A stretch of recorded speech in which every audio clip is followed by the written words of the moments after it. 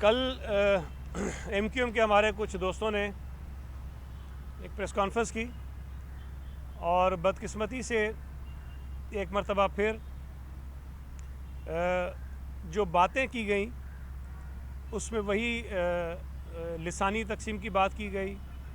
Peoples party के ऊपर मुख्तलिफ़ इल्ज़ामात लगाए गए और कोशिश ये की गई कि लोगों को मिसगाइड करें और गुमराह करें और कराची के अंदर ख़ास तौर पे और सूबा सिंध के अंदर अमूमी तौर पर लोगों के दरमियान डिवाइड पैदा करने की वो कोशिश करें। कुछ चीज़ें जो मैंने कल उनकी प्रेस कॉन्फ्रेंस में सुनी, मैं पहले उन पर बात कर लूँगा, फिर थोड़ी सी बात आगे बढ़ाऊँगा। अगर कोई और बात रह गई हो तो फिर अपने सवाल में आप कर लीजिएगा। पहली बात यह है कि हालांकि कंवर नवीद साहब बड़े सीनियर पार्लियामेंटेरियन हैं, सियासतदान हैं, कौमी असम्बली में भी रहे हैं, सूबाई असम्बली में हैं, हैदराबाद के नाज़िम भी रहे हैं, लेकिन उन्होंने कहा कि पीपल्स पार्टी ने अपनी मर्ज़ी की हल्का बंदियाँ कर दी हैं। मैं आपसे अर्ज़ कर लूँ और उनके मालूमात में इजाफे के लिए बताना चाहता हूँ कि हल्का बंदी करना इलेक्शन कमीशन का काम है और हल्का बंदियों का काम इलेक्शन कमीशन ने शुरू किया हुआ है। सूबाई हुकूमत ने कानून के मुताबिक सिर्फ काउंसिल्स का नंबर बताना होता है जो हमने बताया है, और ये भी कानून की रिक्वायरमेंट है। मैं पढ़ देता हूँ, उन्होंने भी गालिबन सेक्शन 10 का हवाला दिया था। सेक्शन 10 ये कहता है delimitation of union council, union committee and ward. तो उसका जो सबसेक्शन 1 है वो कहता है government shell by notification in the official gazette determine the number of union councils, union committees and wards in the municipal committees and town committees in accordance with the first schedule। अब इसमें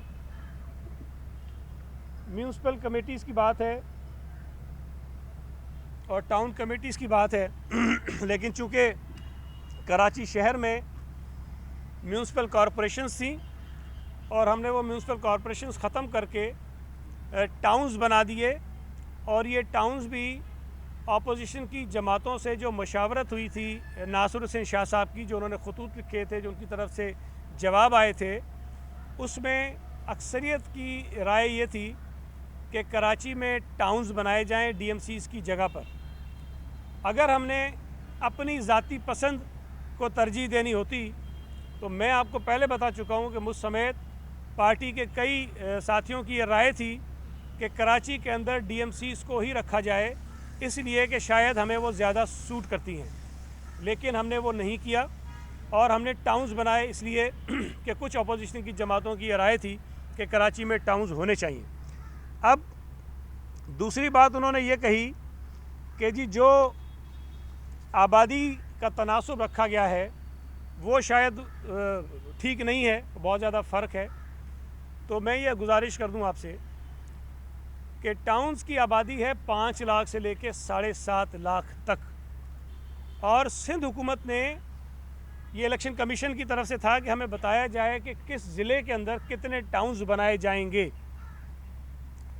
हमने उस ज़िले की आबादी को मद्देनज़र रखते हुए टाउन्स के नंबर्स उनको दे दिए कि जी औसतन जो ये हमारी जो हमने जो एक बैरियर रखा हुआ है कि सब 5 लाख से 7.5 लाख तक, उसके दरमियान इस टाउन के अंदर, इस डिस्ट्रिक्ट के अंदर इतने टाउन्स होने चाहिए, वो हमने उनको बता दिए। जिसकी तफसील मैं आपको बताता हूँ कि हमने डिस्ट्रिक्ट कोरंगी के अंदर 4 टाउन तजवीज़ किए हैं, हमने डिस्ट्रिक्ट साउथ के अंदर 2 टाउन तजवीज़ किए हैं, हमने डिस्ट्रिक्ट वेस्ट के अंदर 3 टाउन तजवीज़ किए हैं, डिस्ट्रिक्ट मलीर के अंदर 3 टाउन तजवीज़ किए हैं, डिस्ट्रिक्ट सेंट्रल के अंदर 5 टाउन तजवीज़ किए हैं, डिस्ट्रिक्ट केमाड़ी में 3 टाउन तजवीज़ किए हैं, और डिस्ट्रिक्ट ईस्ट के अंदर 5 टाउन हमने तजवीज़ किए हैं। और इन टाउन्स में हमने कोई इलेक्शन कमीशन को ये नहीं कह दिया कि जनाब ये इसकी हुदूद, उन्होंने कहा नक्शे नहीं दिए। और भाई नक्शे तो इलेक्शन कमीशन जब हल्का बंदी करेगी तो उसके बाद बनेंगे ना। अगर हम नक्शा बना के दे दें टाउन का और हम नक्शा बना के दे दें UC का, तो फिर इलेक्शन कमीशन का तो काम ख़त्म हो जाता है। तो कानूनी तौर पर इलेक्शन कमीशन का जो मैंडेट है कि वो हल्का बंदी करे, वो हल्का बंदी उन्होंने करनी है। हमने UCs की तादाद बता दी है, हमने यूसीज की आबादी का उनको बता दिया कि जी 45,000 से 75,000 तक होनी चाहिए, वो इलेक्शन कमीशन करेगा, हमने उसमें कोई काम नहीं किया है। अब इनको जो एतराज़ था आबादी पे कि जी पता नहीं फ़लाँ यूसी में इतनी होगी, फ़लाँ टाउन में इतनी होगी, मेरे पास 2001 के जो हल्का बंदी हुई थी कराची में ख़ास तौर पे उसमें भी कानून में ये लिखा था कि जो हल्का बंदी होगी उसकी आबादी मोर और लेस इक्वल होनी चाहिए,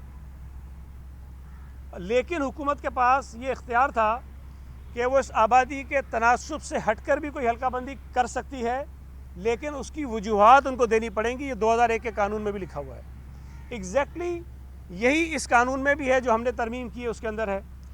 अब 2001 में एक था क्यामाडी टाउन। क्यामाडी टाउन की एक यूसी थी शेरशाह। शेरशाह की आबादी उस वक्त थी 71,629 और उसी क्यामाडी टाउन में एक यूसी थी बाबा बिट, उसकी आबादी थी 19,043। एक ही टाउन में दो यूसियों की आबादी में जो फ़र्क था वो 52,586 का था। 52,586 का डिफरेंस था उनकी आबादियों में एक ही टाउन के अंदर। फिर आप आ जाएं औरंगी टाउन। औरंगी टाउन की एक यूसी है बिलाल कॉलोनी, उसकी आबादी थी 64,776 और उसी औरंगी टाउन की एक यूसी थी बलोच गोट, उसकी आबादी थी 24,882। एक ही टाउन में दो यूसियों के दरमियान जो फ़र्क था 39,894। फिर आप आ जाइए सदर टाउन। ओल्ड हाजी कैंप की एक यूसी है, उसकी आबादी थी 68,018। कहकशां यूसी थी एक सदर टाउन की, उसकी आबादी थी 33,648। इन दोनों यूसियों में जो फ़र्क था वो था 34,370। फिर गुलशन टाउन था। गुलशन टाउन की एक यूसी थी मेट्रोविल, उसकी आबादी थी 65,354 और उसी गुलशन टाउन में पीआईबी कॉलोनी की यूसी में आबादी थी 37,491। फिर आप आ जाइए नॉर्थ नाज़िमाबाद टाउन। उसी टाउन में पापोश नगर की यूसी की आबादी थी 69,307 और उसी नॉर्थ नाज़िमाबाद टाउन में एक यूसी थी शादमान टाउन और उसकी आबादी थी 37,996। ये मैं आपको 2001 के हल्का बंदियों में कराची में एक ही टाउन में मुख्तलिफ यूसियों की आबादी का जो फ़र्क है वो बता रहा हूँ। हमने तो नहीं बनाई थी, ये तो वो हल्का बंदी थी जिसके ऊपर एमक्यूएम चेक कर लहक कर कहती है कि जी इलेक्शन कराओ, हम उस पर लड़ना चाहते हैं, वही कानून होना चाहिए। अगर ये उस वक्त हलाल था तो आज ये हराम कैसे हो गया? फिर उन्होंने ये फरमाया कि जी सिंध हुकूमत ने कराची के देही इलाकों को जो डिस्ट्रिक्ट काउंसिल थी वो ख़त्म करके इसको शहरी आबादी के साथ मिला दिया है और ये कराची पे कब्ज़े करने का मंसूबा है। ज़रा इनसे पूछिए कि 2001 में डिस्ट्रिक्ट काउंसिल थी? 2001 में जनरल परवेज़ मुशर्रफ का जो कानून आया था जिसमें एमक्यूएम ने इंतखाबात में हिस्सा लिया था, जिस पर मुस्तफ़ा कमाल और नेमतुल्लाह खान साहब नाज़िम बने थे, उस वक्त भी कराची में डिस्ट्रिक्ट काउंसिल नहीं थी और कराची की देही आबादी और शहरी आबादी एक थी। 2013 में जब हमने कानून बनाया, हमने उस वक्त भी डिस्ट्रिक्ट काउंसिल की जो डिस्ट्रिक्ट काउंसिल को ख़त्म किया था वो नहीं था और वो शहरी आबादी के साथ था। हमने सिर्फ ये किया था कि जो आबादी थी यूसीज़ की उसको हमने 10,000 से 50,000 कर दिया था। उसकी वजह ये थी कि देही आबादियों में जो यूसीज़ थी उसका रकबा बहुत बड़ा था और आबादी वहाँ कम थी। ज़ाहिर है कि शहरी इलाकों में जो यूसी बनती है जिस आबादी पे, अगर उसी आबादी के तनासुब से आप देही आबादी में यूसी बनाएंगे तो उसका रकबा बहुत ज़्यादा बड़ा हो जाता है, वो मैनेजेबल नहीं था। हमने इसलिए ये कहा कि जी देही आबादी की यूसी जो होगी उसकी आबादी कम होगी और शहरी आबादी की ज़्यादा होगी, तो 10,000 से 50,000 हमने रखी थी आबादी। एमक्यूएम ने अदालत में इसको चैलेंज किया और ये कहा कि ये 10,000 से 50,000 जो रखा गया है ये गलत है, लिहाजा ये ख़त्म किया जाए। और फिर उसके बाद हमने डिस्ट्रिक्ट काउंसिल को रिस्टोर किया और केएमसी को सिर्फ शहरी इलाकों तक रखा और उसकी आबादी हमने 40 से 50,000 और देही जो यूनियन काउंसिल्स थी उसकी आबादी 10 से 15,000 हमने रख दी। वो हमने मजबूरी में रखी, इसलिए कि इन्होंने चैलेंज किया और वहाँ पर आप उस वक्त की जो आबादी थी उसके हिसाब से 50,000 60,000 पे यूसी नहीं बना सकते थे, हमने वो ख़त्म कर दिया। आज जो नया सेंसस हुआ है जिसके मुताबिक नई हल्काबंदी होनी है, उस नई हल्काबंदी में बहुत सारी चीज़ें तब्दील हुई हैं और वो यूसीज जो डिस्ट्रिक्ट काउंसिल में शामिल थीं वो शहरी इलाकों में शामिल हो गई हैं। मिसाल मैं आपको देता हूँ, क्या गुलशन हदीद जो है वो देही इलाका है? नहीं है। शाह लतीफ़ टाउन जो है क्या वो देही इलाका है? वो नहीं है। इसी तरह वहाँ की बहुत सारी ऐसी आबादियाँ जो किसी ज़माने में देही आबादी उसको आप कह सकते थे, वहाँ आबादी कम थी, वो अब शहरी इलाकों में कन्वर्ट हो गए हैं, वो अर्बनाइज हो गए हैं और वहाँ की आबादियाँ बढ़ गई हैं। डिस्ट्रिक्ट काउंसिल का अगर आप वो रिकॉर्ड उठा के देखेंगे, इस वक्त जो नया सेंसस आया है, वहाँ कई यूसीज ऐसी हैं जिनकी आबादी उस वक्त 10,000 थी, आज उनकी आबादी 1 लाख को क्रॉस कर गई है। वहाँ पर नई यूसियाँ बन सकती हैं और 45-50 हज़ार की आबादी पे बन सकती हैं। हमने डिस्ट्रिक्ट काउंसिल को ख़त्म किया और एक मरतबा फिर कराची की सारी आबादी को जो है वो कराची मेट्रोपॉलिटन कॉरपोरेशन के अंदर शामिल कर दिया है। अगर हमारी बदनीयती होती तो डिस्ट्रिक्ट काउंसिल की यूसीज थी 38 और केएमसी की में अंदर जो यूसीज थी उनकी तादाद थी 209, ये मिला के बनती हैं 247। हमने जब इनको आपस में मर्ज किया तो तादाद तो फिर 247 हम बनाते ना, हमने 233 बनाई है। 233 इसलिए बनी है कि रूरल एरियाज़ की जो कम आबादी वाली यूसीज थी वो अपनी कम आबादी पे नहीं बन सकती है, उसकी आबादी को हमने जो ये ब्रैकेट बनाया है 45,000 वाला उसके अंदर अंदर ही आ जाएंगी।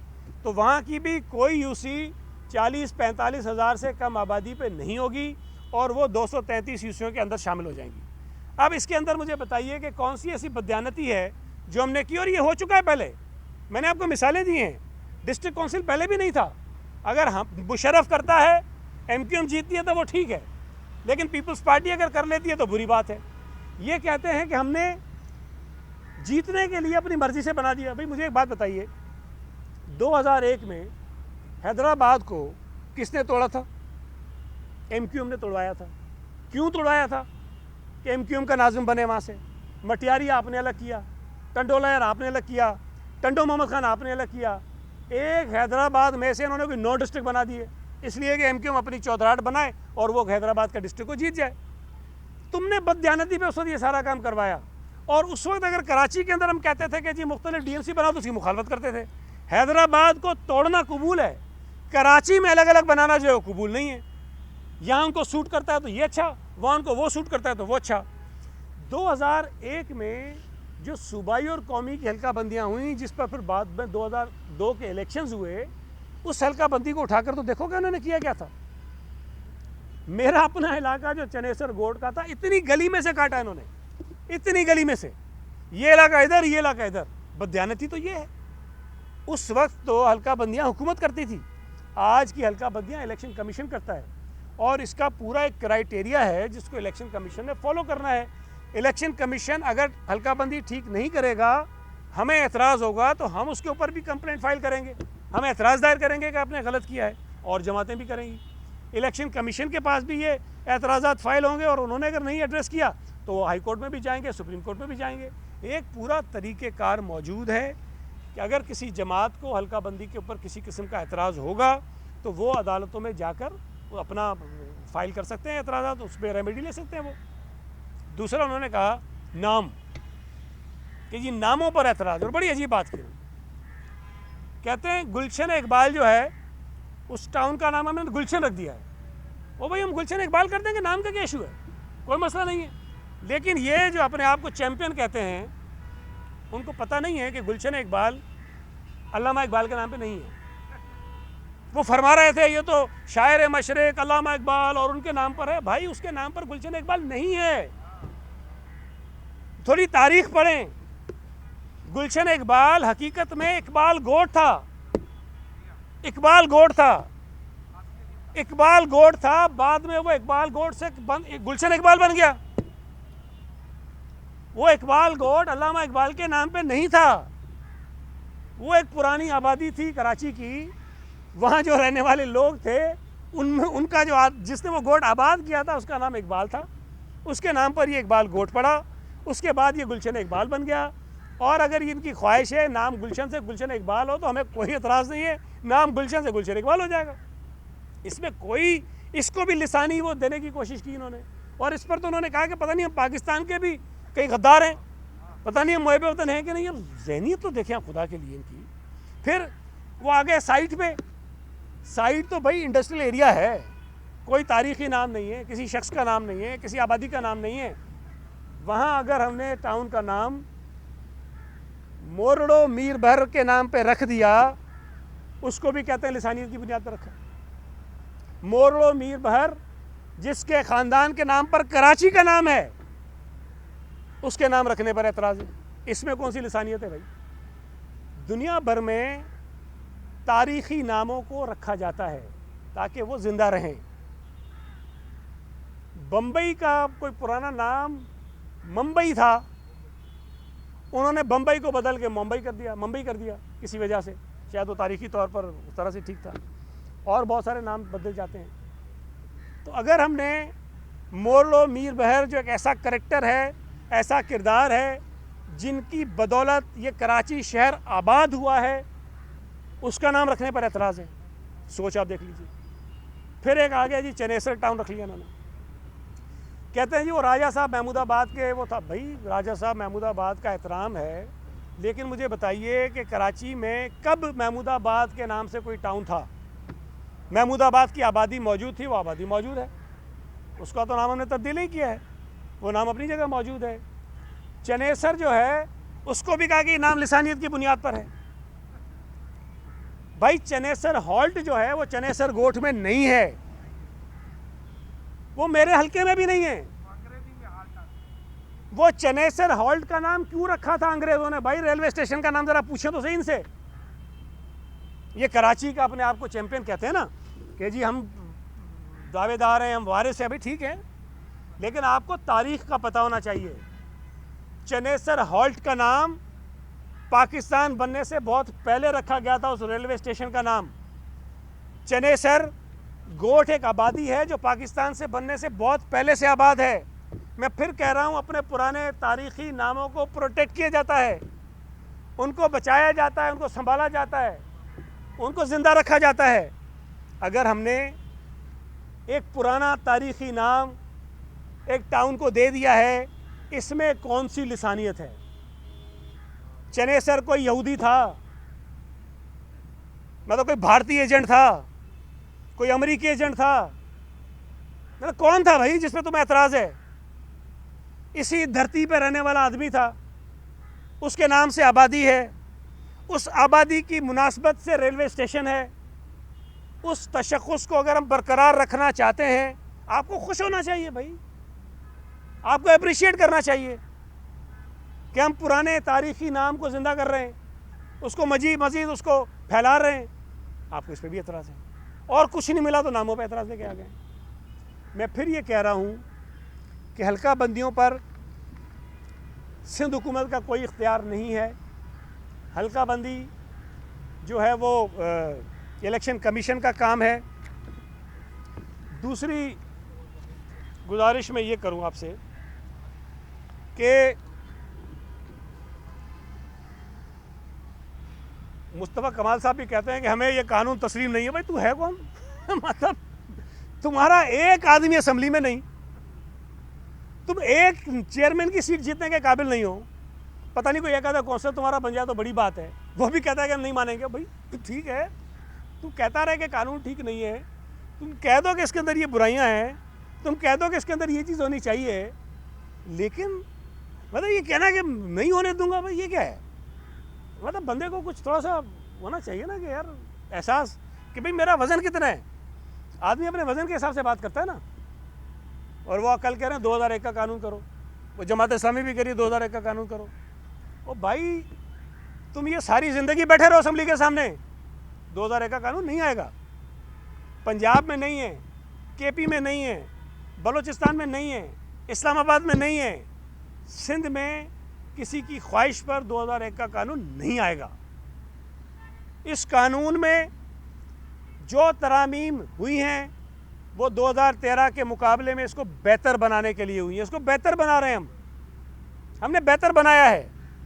आपकी तजावीज़ होंगी, हम गौर करेंगे, अच्छी होंगी मान लेंगे, लेकिन आप डिक्टेट नहीं कर सकते हो। आपका एक एमपी है, एक, और एक एमपीए वाला 100 एमपीए वालों जो जिसके हैं पार्टी के, उसको ये कहेगा कानून मेरी मर्जी का बनाओ। वो दुनिया में कहाँ होता है भाई। आप माजी में जिस अंदाज में कराची के मेयर या नाज़िम मुंतखब हुए हैं, वो हालात अब आपको मुयसर नहीं आएंगे। अफ़गानी साहब भी फ़ौजी आमिर के वक्त में बने, और जिस तरह बने वो भी सबको पता है। पीपल्स पार्टी की अक्सरियत थी, पीपल्स पार्टी के अरकान को गायब करवाया और अफ़गानी साहब को 1 वोटों से जितवा दिया। 2001 में भी फ़ौजी आमिर था। पीपल्स पार्टी के कैंडिडेट ताज हैदर साहब थे, जो जमातें हमें सपोर्ट कर रही थी उनकी अक्सरियत थी, लेकिन आपको जितवाया गया, आप बन गए। अब अगर आप चाहते हैं कि दोबारा कोई फ़ौजी आमिर आए, तो दोबारा ऐसे हालात पैदा हों, फिर कराची का मेयर या नाज़िम या चेयरमैन जो है जमात इस्लामी का हो जाए, तो वो हालात तो नहीं हो सकते ना। तो आप ठीक है, अपने पॉलिटिकल माइलेज लेने के लिए ये सारी चीज़ें कर रहे हो, आप करते रहो। लेकिन मुझे अफसोस इस बात का है कि MQM भी इस वक्त लिसानियत की सियासत कर रही है, MQM भी इस वक्त नफ़रत की सियासत कर रही है। मैं इनसे सवाल करता हूँ, जो आपने बैनर लगाया है कि कराची पे कब्ज़ा नामंजूर, किसका कब्ज़ा नामंजूर, किसके कब्ज़े के ख़िलाफ़ आप बात कर रहे हैं? कौन है जो कराची पे कब्ज़ा करना चाहता है? अगर आप पीपल्स पार्टी को कहते हैं तो पीपल्स पार्टी इस मुल्क की एक सियासी जमात है। अगर जमात इस्लामी को, MQM को, PTI को यह हासिल है कि वो कराची शहर में इलेक्शन जीत कर अपना नाज़िम, अपना मेयर, अपने MNA लाने की कोशिश करें, तो पीपल्स पार्टी को तुमसे ज़्यादा हासिल है कि हम भी कोशिश करें कि हमारा यहाँ पे मेयर आए, हमारे MNAs जीतें, हमारे MPs जीतें। पीपल्स पार्टी इलेक्शन की बात करे, जीतने की बात करे, तो हम कब्ज़ा करना चाहते हैं। बाकी आपके लोग कहीं से भी आएँ, जीतें, यहाँ बने, उस पर आपको एतराज़ नहीं होता। मैं ये समझता हूँ कि कराची शहर में नफ़रतें ख़त्म हुई हैं, लड़ाइयाँ झगड़े ख़त्म हुए हैं, लोगों में मोहब्बतें पैदा हुई हैं, दूरियाँ ख़त्म हुई हैं। खुदा के लिए इस पुरअमन मोहब्बत के माहौल को ख़राब मत करें। सिर्फ़ सियासी मफादात हासिल करने के लिए कराची के अमन को दाव पे मत लगाएं। सिर्फ़ सियासी मफादात हासिल करने के लिए कराची को खूनरेज़ी की तरफ मत लेकर जाएं। कराची में अमन है तो कराची तरक्की करेगा, कराची में अमन है तो लोगों की जानें महफूज हैं, कराची में अमन है तो हमारा सूबा, हमारा मुल्क तरक्की करेगा। अपने छोटे छोटे पॉलिटिकल माइलेज हासिल करने के लिए कराची में नफ़रत की सियासत जो है वो करना किसी तौर पर मुनासिब नहीं है। पाकिस्तान पीपल्स पार्टी कराची में काम करवा रही है। पाकिस्तान पीपल्स पार्टी के इस वक्त जब मैं आपसे बात कर रहा हूँ, सिर्फ 5 मंसूबों की वजह से, सिर्फ 5 मंसूबों की बुनियाद पर 480 अरब रुपए हम खर्च कर रहे हैं। 480 अरब। प्रोविंशियल ADP अलग है, डिस्ट्रिक्ट ADP अलग है। ये सिर्फ जो हमारे red line, yellow line, KWSSIP, KNIP, click sweep के प्रोजेक्ट्स हैं, उस पर हम 480 अरब रुपए खर्च कर रहे हैं। 57 अरब रुपए हम अलग से सिर्फ हेल्थ सेक्टर पर, हॉस्पिटल्स पर खर्च कर रहे हैं, जो कराची के लोगों को इलाज की बेहतर सहूलतें देने के लिए है। तो ये जो तासुर देते हैं कि कराची पे खर्च नहीं हो रहा और कराची का पैसा कहीं और जा रहा है, मुझे बताएं, ये वफाकी हुकूमत में बैठे हैं, कितना पैसा वफाकी हुकूमत से ये लेकर आएँ? कौन सा मंसूबा है जो पिछले 3.25 साल में इस नालायक नाइल सेलेक्टेड हुकूमत ने शुरू किया और उसको उन्होंने मुकम्मल किया? कोई एक प्रोजेक्ट भी नहीं। तो हम कराची के लोगों की खिदमत कर रहे हैं। कराची में पीपल्स पार्टी की पजीराई बढ़ रही है, कराची में पीपल्स पार्टी की मकबूलियत बढ़ रही है। इनको इबरतनाक शिकस्त का खदशा है, यकीन है, इसी बिना पर ये इसको मुतनाज़ा बना रहे हैं। एक मिनट, वो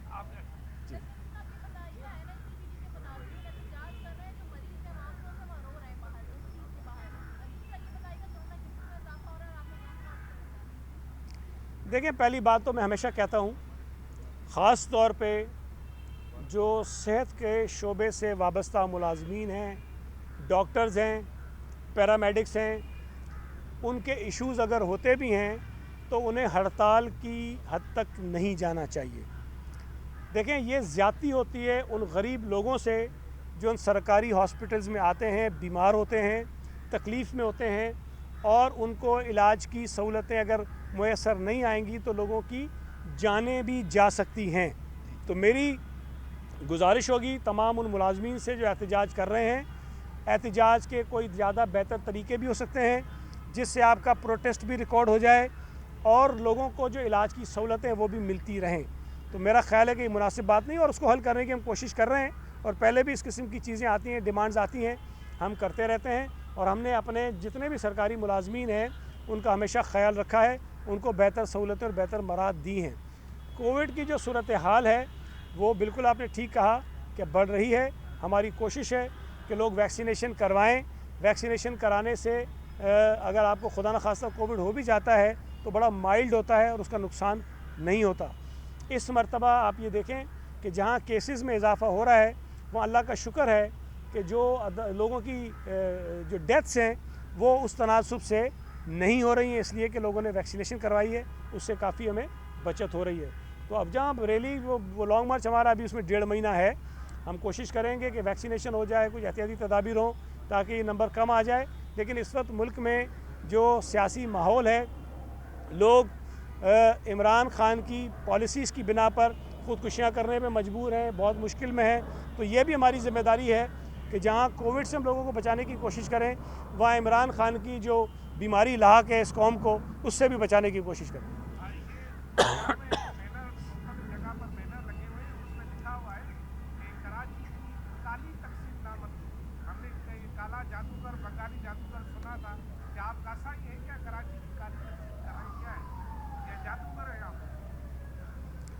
देखिए, तकसीम की जो सियासत है वो पीपल्स पार्टी ने ना कभी की है, ना कभी हम आइंदा करेंगे।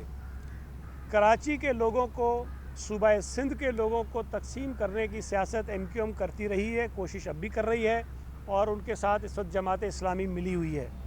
तो ये अपने ही ख़िलाफ़ इन्होंने बैनर लगाए हैं और मैं इनका शुक्रिया अदा करता हूँ कि अपने आप को ये मुखातिब कर रहे हैं। जो हम कह रहे हैं कि कराची में सियासत की जो तकसीम की सियासत है वो नामंजूर, कराची में नफ़रत की सियासत नामंजूर, कराची के लोगों को लड़ाने की सियासत नामंजूर, वो हमारी बात कर रहे हैं और हमारे बैनर उन्होंने लगा दिए हैं।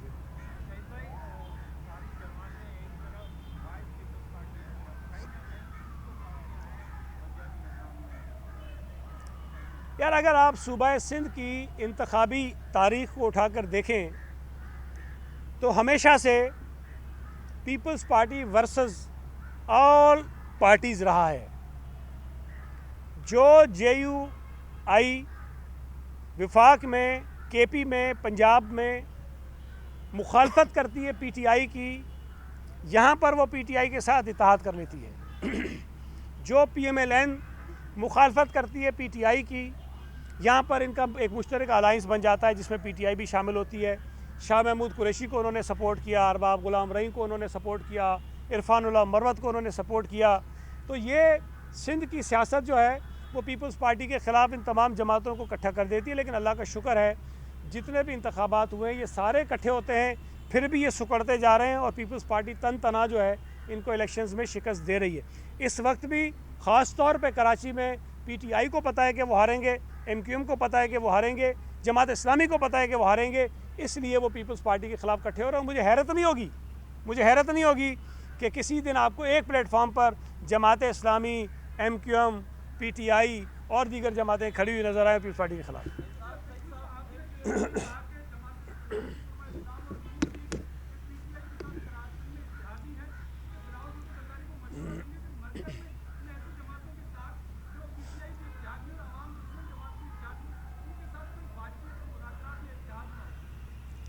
देखिए, कराची में तो अभी उनका इत्तेहाद नहीं हुआ, लेकिन मैंने बाकी सूबा सिंध में जो माजी के इंतखाबात हुए, 18 के इंतखाबात, 13 के इंतखाबात जो हुए उसमें इन्होंने आपस में इत्तेहाद किया। फिर बाई इलेक्शन जो हुए उसमें इन्होंने अपना इत्तेहाद किया।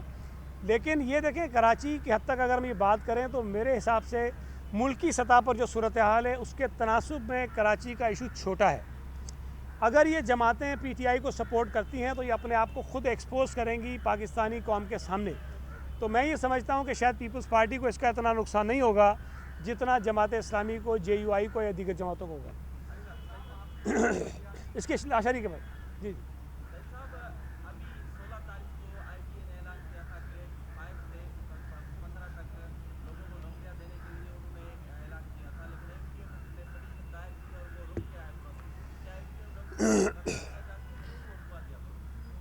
वैसे बहुत अफसोस की बात है, मैं तो बड़ी हैरत मुझे हुई जब अदालत ने सिंध हुकूमत का मौक़िफ़ सुने बग़ैर इस पर स्टे ऑर्डर जारी कर दिया।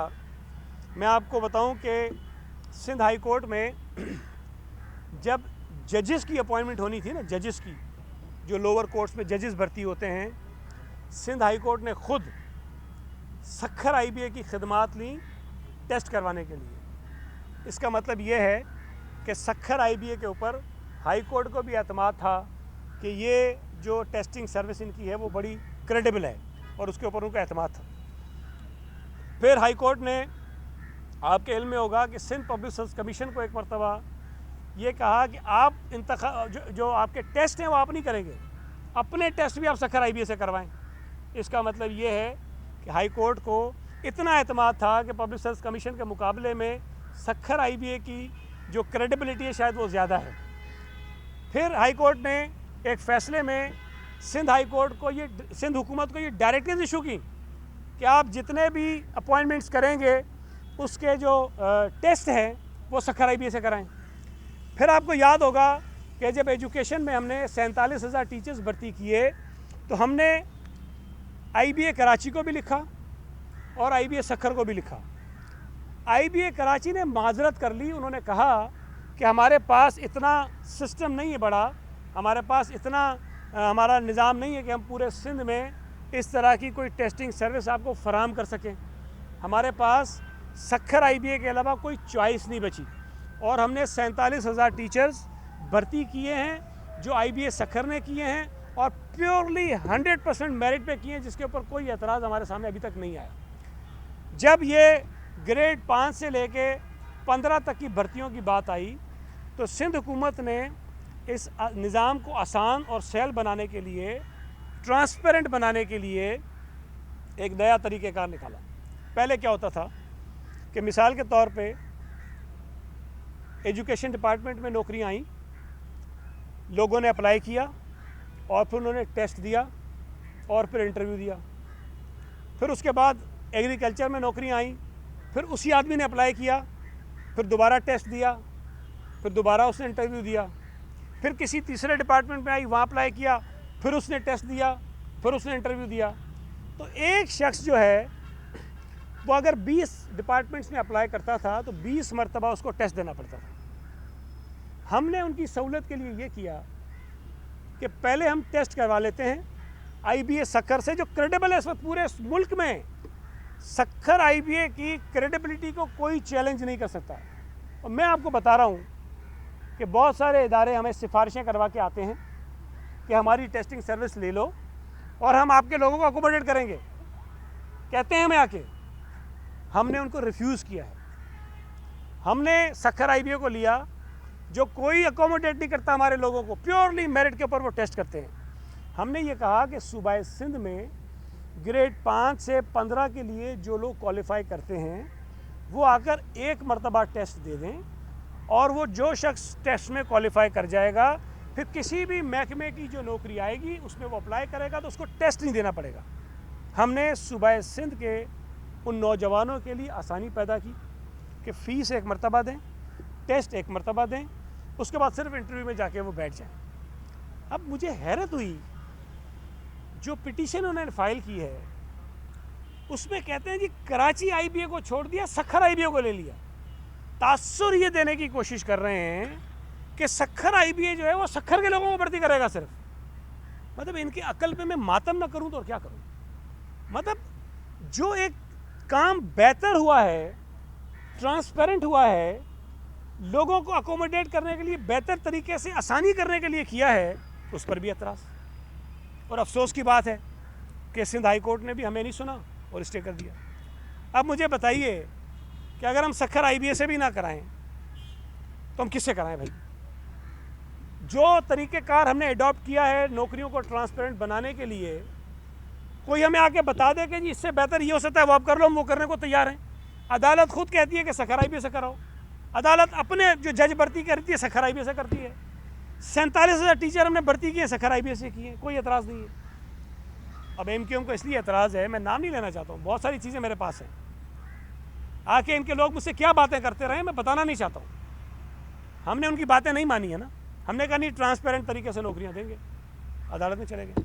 ठीक है, बहरहाल अब गए हैं, लेकिन इसमें मैं आपको बता दूं, इन्होंने टीचर्स में कराची की जितनी वैकेंसीज थी कराची के लोगों को मिली हैं।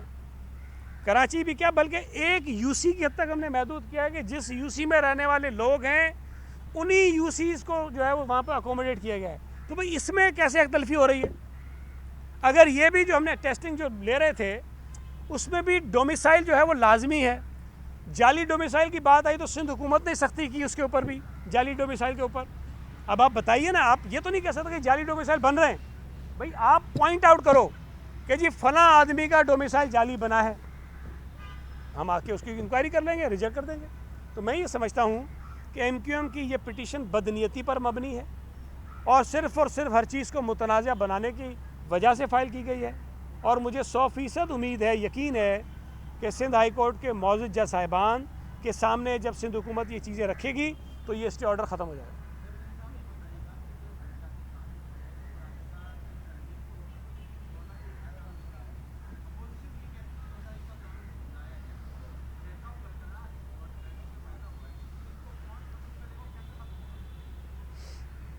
देखें, पीटीआई अखलाकी तौर पर इस कानून के ख़िलाफ़ कोई एहतजाज और मुजाहरा नहीं कर सकती, उसको नहीं करना चाहिए। इसलिए पंजाब में जब ये 2018 में हुकूमत में आए, इन्होंने मुंतखब बल्दियाती नुमाइंदों को घर भेज दिया, बहाल नहीं किया। सुप्रीम कोर्ट ने कहा बहाल करो, नहीं किया। सुप्रीम कोर्ट में कंटेम्प्ट लग गई, नहीं किया। जब उनकी मियाद पूरी हो रही थी उससे 15 दिन पहले उनको बहाल किया और वो ख़त्म हो गए। खैबर पख्तूनख्वा में इन्होंने कितने साल के बाद इंतखाबात करवाए हैं, और आपको पता है कि जब खैबर पख्तूनख्वा के नताइज आ गए तो अब दोबारा ये तरमीम क्या लेकर आ रहे हैं कि मुंतखब बल्दियाती नुमाइंदों को असिस्टेंट कमिश्नर्स और डिप्टी कमिश्नर्स के मातहत कर रहे हैं। इनका माई बाप जो है डिप्टी कमिश्नर होगा, असिस्टेंट कमिश्नर होगा। वहाँ तो 2001 के कानून की बात नहीं करते हैं। बलूचिस्तान में आज तक इंतखाबात नहीं हो रहे। पीपल्स पार्टी वाहिद हुकूमत है जिसने इनकी मुद्दत पूरी करवाई। भाई कराची में, हैदराबाद में, मीरपुर खास में तो इनके उनके मेयर थे ना। हम भी चाहते तो उनको फारिग कर देते, हम भी चाहते अपने बंदे लगा देते, हमने तो नहीं किया। हमने जमहूरी तरीके से अपने अपोजिशन के जो मुंतखब बल्दियाती नुमाइंदे थे उनकी मियाद पूरी करवाई। मैं आ रहा हूँ ना, सवाल ये है ना कि 2001 का कानून, 2001 का कानून जब किसी सूबे में नहीं है, पीटीआई पहले तो केपी में करवाए, पंजाब में करवाए, जमात इस्लामी पेशावर में जाके एहतजाज करे, धरना लगाए, पंजाब में जाके धरना लगाए, बलूचिस्तान में जाके धरना लगाए, इस्लामाबाद में जाके धरना लगाए, और उसके बाद हमें कहे कि जी सबको मना लिया, अब आप भी मान जाओ। तो डेडलॉक अगर इस बात पे है कि जी वो 2001 का कहते हैं और हम नहीं मानते तो ये रहेगा। मैं आपको साफ कह रहा हूँ कि 2001 का कानून किसी एक की ख्वाहिश पे नहीं आएगा। वो कानून किसी सूबे में नहीं है, पूरे मुल्क में कहीं नहीं है। पंजाब ने ऑर्डिनेंस के ज़रिए कानून बनाया है, असम्बली में बहस नहीं हुई उस पर। इस्लामाबाद में ऑर्डिनेंस के ज़रिए बल्दियाती कानून आया है, उसकी कॉपी किसी के पास नहीं है, उस पर कोई एहतजाज नहीं है। सिंध हुकूमत ने असम्बली में हम लेकर गए और हमने बोली कम चेंजेस किए, और चेंजेस भी जो किए हैं वो इस कानून को बेहतर बनाने के लिए किए हैं। मुझे बताइए कि सॉलिड वेस्ट मैनेजमेंट बोर्ड का चेयरमैन मेयर को बना दिया, Karachi water and sewerage board का शरीक चेयरमैन मेयर को बना दिया, प्रॉपर्टी टैक्स की कलेक्शन इनको दे दी, 10 इदारे सूबाई हुकूमत के इनके जवाबदेह कर दिए, जिसमें पुलिस है, जिसमें एजुकेशन है, जिसमें हेल्थ है। भाई हमने तो चीज़ें बेहतर की हैं। अब अगर कोई ये कहे मेरी मर्जी का कानून, भाई ठीक है लगाते रहो जोर। रास्ता बातचीत के ज़रिए निकलता है, रास्ता असम्बली के अंदर निकलेगा। अगर सड़कों पे बैठ के किसी को ये कहे जी हम इस तरह मना लेंगे तो 2001 वाला तो नहीं आएगा। छोटी मोटी तरामीम इसमें हो सकती है, उसको हम कंसिडर कर सकते हैं।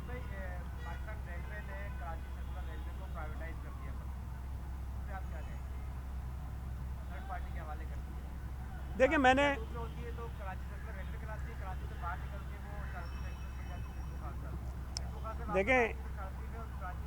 एक तो मैं आपसे गुजारिश करूं कि इस वक्त जो ये जिसको कराची सर्कुलर रेलवे कहते हैं, मेरी राय में ये वो कराची सर्कुलर रेलवे नहीं है जो असल मंसूबा है।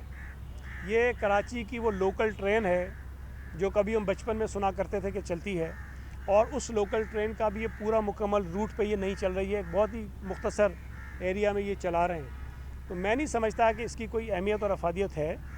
कराची के लिए वो सर्कुलर रेलवे होनी चाहिए जिसका मंसूबा चीफ़ मिनिस्टर मुराद अली शाह ने CPEC में शामिल करवाया था, और पहले PMLN की हुकूमत ने और उसके बाद इमरान खान की हुकूमत ने सिंध हुकूमत की इल्तिजाओं पर कोई नज़र नहीं दी और इसको वो डिले करते रहे, जिसमें 4-5 साल गुजर गए।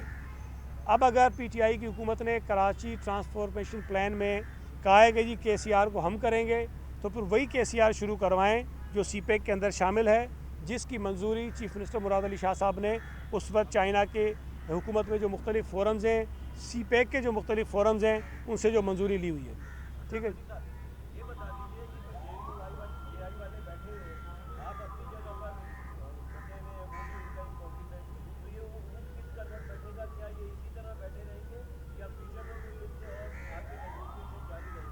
अच्छा, इसी में मिलाने सर, इसी का सवाल है।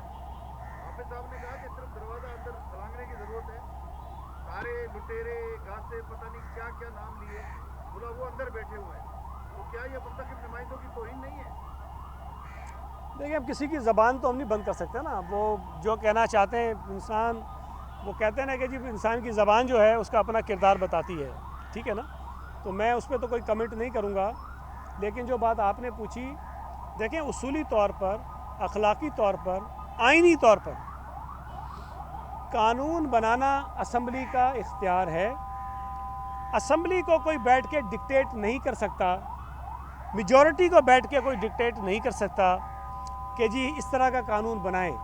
आप तजावीज़ दें, एहतजाज करें। मैंने फिर पहले कहा कि कुछ चीज़ें बेहतर होंगी तो उसको हम कंसिडर कर लेंगे, बाकी किसी की डिक्टेशन और गन पॉइंट पे तो हमें असम्बली को वो मजबूर नहीं कर सकते कि ये कानून बनाया जाए। थैंक यू जी। थक गया।